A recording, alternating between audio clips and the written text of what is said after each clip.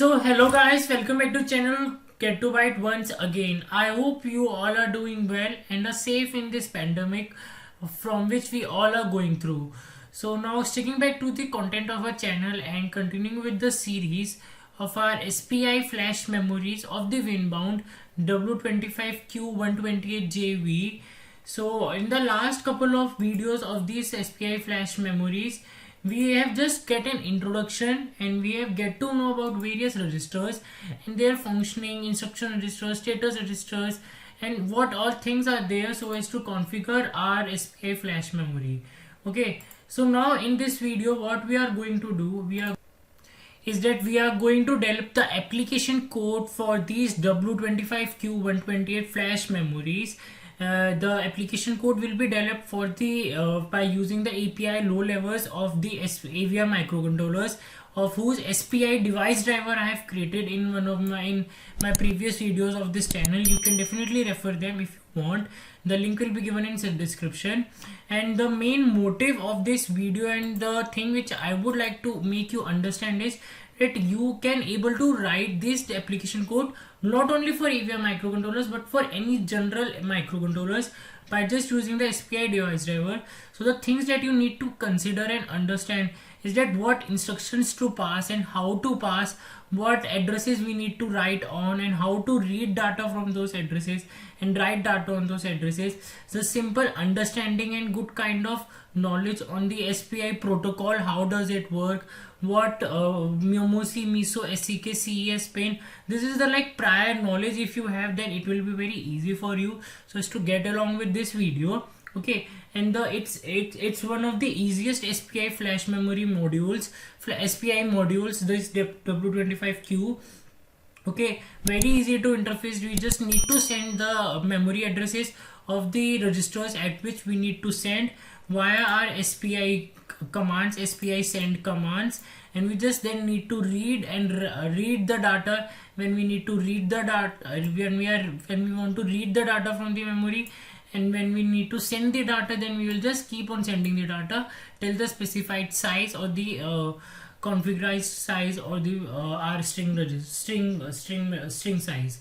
Okay, so things are very easy if you get the understanding of this SPI protocol and how does this work. And another thing which also needs to be understand is that is its block diagram, its memory block diagram, that how does it the memory allocation inside this SPI flash memory does take place, what are its how many blocks does it have, how to erase it, how to write on it, on what memory addresses, and also things. So I will be trying to cover that part also and make you understand. If any doubts, any queries, do mention them in the below comment section, and they can definitely contact me on the Get to Byte Gmail ID or on the Get to Byte WhatsApp group. So now guys, without wasting time, let's proceed with the video.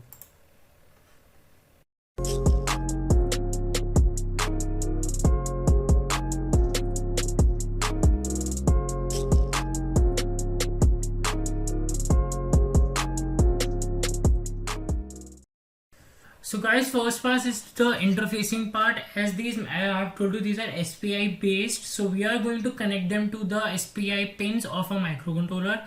For Mega, we are going to connect the MISO pin of a Mega to the DO pin. The DO pin of our SPI flash memory is analogous to the master and slave out, that is data out from the slave. So that's why DO is written on the our flash memory, because it will be configured in slave. Okay, so MOSI, master out, slave in, it will be the connected to the DI pin, data input for our flash memory, as it is slave, so slave is getting the data in. SCK pin will be connected to the SCK, the clock pin, and the SS pin will be connected to the chip select pin. Okay, and these I have connected with my PB3, PB2, PB1, PB0 ports of my microcontroller of my AVR Arduino Mega at Mega 2560, and its corresponding the digital pins are connected to it. Now coming to our main.cpp code and the main thing. Now see as I have told you in the previous videos of this flash memory videos, there are many instructions and many features that these flash memories have, We can interface them via dual SPI, quad SPI. We can also block some of its memory bytes and write the data on the remaining block addresses. We can also block the OTP via the OTP thing, some of the memory bytes. There are security registers, SPDF registers, many extra features. But for this video, as a beginner, I will be just going to read and write the status registers. Okay, the status register S1, SR3, SR2, SR3. I am going to read and write data on the memory of this from the block 0 or block 2 or any random register, random block address. Okay, and then going to read the JDC ID in the manufacturing ID, and so as to show you that how to play with these chips. Okay, so now moving to our code further. Yeah, so the first thing that I need to tell you is that, so accordingly I have first declared my hashtag defines for all of my registers that I am going to use. Okay, so like I'm going to use for the read and write of my status registers. So my status register SR1 read is 0h, so I have defined a macro for correspondingly to that. Similarly, write register macro, read register status, read status register 2, write status register 2, write status register 3, and read status register 3. Its corresponding macro is defined. Similarly, for write enable and write disable, this is an important macro because before writing any page or before writing on any the block, we need to send this write enable memory this address or this instruction. Okay, so its instruction is sent by 06h, and the write disable is sent by 04. Okay, so correspondingly the write data are this one, read data. Okay, when we want to read data from the contents of the memory, okay, of a flash memory. So first we are going to send the 03h, so its hashtag macro is correspondingly defined. Same way for the read data is a page program address that has address of 02h, so its corresponding macro has been defined. Okay, and the JDC ID, unique ID, these are these ones, JDC ID and the unique ID. These are like the hardcore, the factory default and the hardcore device ID for our flash memories, for making them unique if from other memories. Okay, so every ID, every memory has its unique unique ID and its JDC ID. JDC ID is same for all the Winbound of the same model. Like this one is of W25Q128JV. So all these W25Q128JV are going to have a manufacturing ID, JDC ID of this EF4018. EF is our manufacturing ID, and then our device ID is our 4018. This whole manufacturing ID plus device ID makes our JDC ID. So that is what we are going to read. The manufacturing ID and the / device ID can also be read, but we are going to combine them both and read via JDC ID that we call as by sending the 0x9f command. Okay, and then unique ID can be read from the 4x macro. So correspondingly its macro has been defined. Same way out for the sector arrays, the sector these sector arrays and the sector arrays, block arrays, page arrays, chip arrays. We have these instructions, so I have defined its corresponding macros. Same way for the reset and the reset 2, for resetting our flash memories from, like if it has gone into a fault condition or any condition, then its macros are these ones. Okay, so correspondingly I have defined those macros. Now these are the 3 registers, read registers, which I have defined for my code for prototyping or for just for the sake of the video. So these are the register addresses of my blocks, as I have told you. So just giving you a brief of what about its block diagram. So as a memory block diagram, so it has this memory it has 256 blocks. Okay, and each block is of size 65535 bytes. Okay, so each block starts from block 0 to block 255. Each block starts from the address of 000000 hex, that is 0 bytes, 0 in decimal.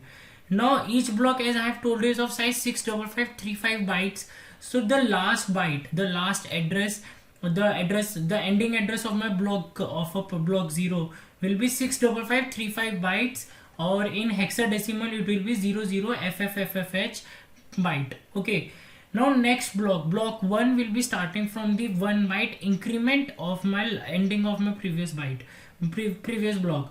So as my block 0 ends with 65535, my block 1 memory address start with the 65535 in decimal, that is in hexadecimal it will be 010000, and as it is also of size 65535 bytes, as each block is of that size only. So my ending address will be 65536 plus 65535, that results to in decimal 13107. That is my decimal in decimal. Now converting it into hexadecimal will be my 01FFF bytes. So that is how accordingly my whole of these blocks are being configured or being in setup. So each block starts from the address of from a particular from its hexadecimal, and increment of it of increment 65535 on it, and you will get its ending address. So on incremented you will get it in decimal.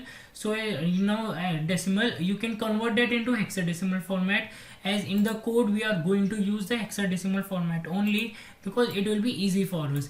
So now just for the code purpose, I am going to use the read address 123. These are read address 2 block, these are read address 3, and this is read address 4.